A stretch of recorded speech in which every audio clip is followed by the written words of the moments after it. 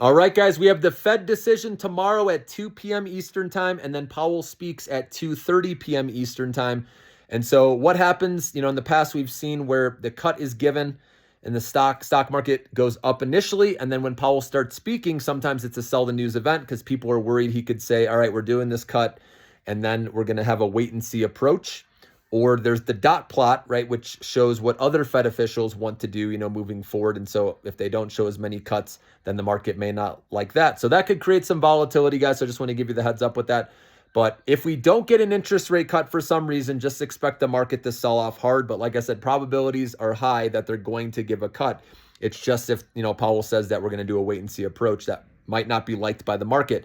So again, short-term traders, they play it. They, get the rip off of the initial rate cut announcement, and then they get out of the way, when Powell starts speaking. So just keep that in mind, guys, okay, for you short-term traders out there. Again, long-term, like I said, we got to get through it, right? We'll be all right, because an interest rate cut is an interest rate cut that's going to help stocks, guys. And remember, the large cap names, right, they don't have to worry about, interest rates aren't affecting them as much because they don't have to raise capital. Now, obviously, if the dot plot, right, and Powell starts talking about more cuts down the road, then that's really going to help the small cap stocks, okay? But otherwise, stick with best in breed, though, still. It's good to have some small caps, ideally the profitable ones with positive free cash flow.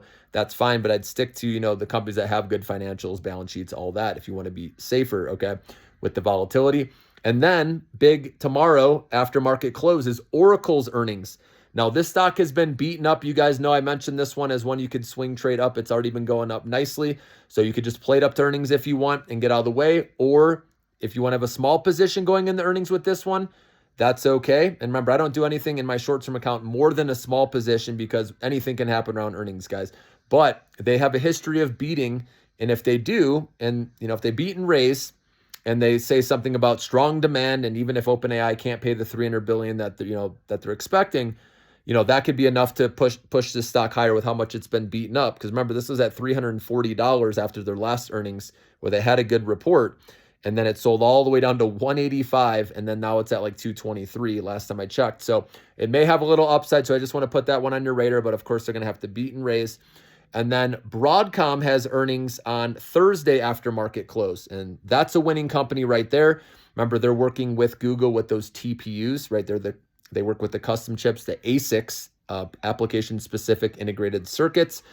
And so if Broadcom has a beat and raise report, they usually have a pretty solid report that Google could possibly, jump up with it. But again, remember around earnings, guys, anything can happen. So if Broadcom does have a good report, and let's say it sells off, if it's a sell the news event, those are the opportunities we want to look for in best in breed names, right? To buy a little bit more, dollar cost average on the dip.